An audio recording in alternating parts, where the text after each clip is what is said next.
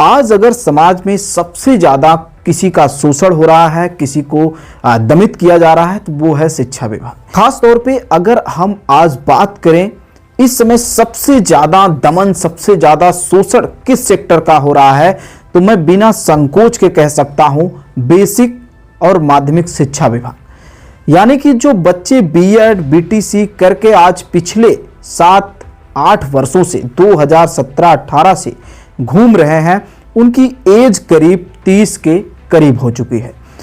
लगभग माना जाए तो अपने जीवन का 50% वो सिर्फ इस आस में खत्म कर चुके हैं कि हमें शिक्षक बनना है और हम शिक्षक बनेंगे। यानी कि 30 वर्ष लगभग उनकी उम्र हो चुकी है और अभी भी उनका एक ये आस जो बना है प्राथमिक के या उच्च प्राथमिक के अध्यापक बनेंगे, और इसी आस में लखनऊ और इलाहाबाद की गलियों में कोचिंगों के चक्कर काट रहे हैं और 10x10 के रूम में अपने जीवन को बिता रहे हैं। और आए दिन कोचिंग संस्थानें जो होती हैं वो एक छोटा सा कहीं अखबार में ऐसा खबर निकलवा देती हैं कि अगले वर्ष इस महीने में इतनी भर्तियां तो आने वाली है। इसी आस में बच्चे जो है फिर से एक बार जोश भरते हैं और कोचिंग संस्थानों में जाकर एडमिशन के फॉर्म को भर के फिर से तैयारी में लग जाते हैं। यही सिलसिला पिछले 6 से 7 वर्षों से चल रहा है। जो योगी सरकार है, योगी सरकार में 2 भर्तियां बहुत बड़ी आई थी, जो कि अब तक किसी सरकार ने इतनी बड़ी भर्तियां एक साथ प्राथमिक में नहीं की थी। ये बिल्कुल सही बात है कि उन्होंने एक बार 68,500 और एक बार 69,000 की भर्ती को कंप्लीट किया, लेकिन वही भर्तियां बार बार गिनाई जा रही हैं। वो भर्तियां आई थी 2018-2019 में, उन भर्तियों को कंप्लीट करते करते 2021-22 कर दिया गया, और वही भर्तियां आज हमारे जो शिक्षा मंत्री हैं, विधान भवन हो या फिर संसद भवन हो, जहां पर इस मुद्दे की बात होती है, वही भर्तियों का आंकड़ा गिना दिया जाता है कि शिक्षक भर्ती उत्तर प्रदेश में 1,37,000 के तकरीबन की गई है। क्या ये सच है? आइए जानते हैं आज की इस रिपोर्ट में। आज की वीडियो में मैंने कुछ अखबारों का कलेक्शन किया है जिसमें यह दिखाया जा रहा है कि इतनी भर्तियां आने वाली हैं। इसके पीछे क्या कारण है और क्यों ये खबर निकल कर आती रहती है, उन सबको जानने का प्रयास करेंगे। हालांकि अभी कुछ दिन पहले विधानसभा में शिक्षा मंत्री ने अपना बयान अनुपात और समानुपात का दिया था, जो पिछले 4-5 वर्षों से चल रहा है। की रिपोर्ट है जो आप अखबार में देख पा रहे हैं। इसमें साफ तौर पे कहा गया है कि बच्चों का जो एडमिशन का अनुपात है वो कम हुआ है। तकरीबन 37 लाख बच्चों का जो है आवेदन कम हुआ है, यानी कि पिछले रिकॉर्ड के मुताबिक बच्चों ने एडमिशन कम कराया। तो जाहिर सी बात है, जब पहले इनके पास एडमिशन ज़्यादा हुआ था, एक दौर था जिसमें प्राथमिक का ये रिकॉर्ड आया था कि बच्चों का एडमिशन बहुत ठीक ठाक हुआ और रिकॉर्ड तोड़ बच्चों का एडमिशन हुआ है प्राथमिक सेक्टर में। जब उस समय भर्ती नहीं आई तो इस समय इनका एक रिपोर्ट आया है कि इस समय आवेदन जो है बच्चों का नामांकन एडमिशन की प्रक्रिया में बहुत कम हुई है। तो क्या भर्ती आ सकती है? ट्विटर पर यह घूम रहा है कि इस कुंभ के बाद आपकी भर्ती आएगी, ऐसा आज की पेपर में है आज के दिन में। और वहीं पर दूसरी खबर यह आती है कि एडमिशन इतना कम हुआ है, नामांकन इतना कम हुआ है, तो कैसे समझा जाए कि प्राथमिक सेक्टर में या फिर उच्च प्राथमिक सेक्टर में शिक्षक भर्तियां होने वाली हैं।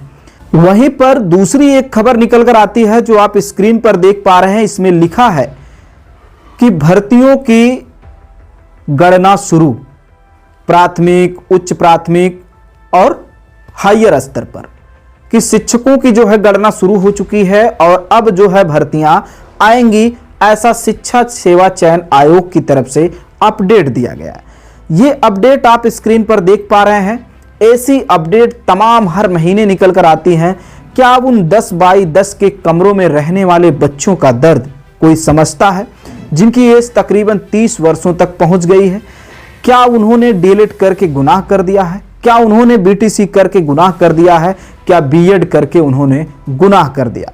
प्रश्न यहां पर यह आता है कि जब शिक्षक की भर्तियां आनी ही नहीं है, शिक्षक के पद रिक्त ही नहीं है, तो ऐसे कोर्स को कराकर पिछले 5 से 7 वर्षों से बीएड और बीटीसी का भीड़ क्यों बढ़ाया जा रहा है?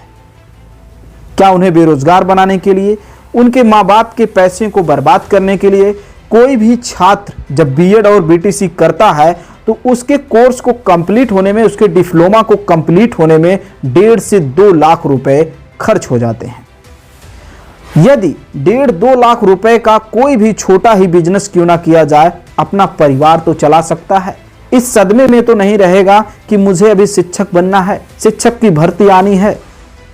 वो तो हो गई उसकी क्वालिफिकेशन की फीस। जो बच्चा तैयारी करता है, बाहर रहता है, बहुत कंजेस्टेड एरिया में अगर वो रहता है, फिर भी 4 से 5 हजार रुपए की मंथली वो खर्च करता है।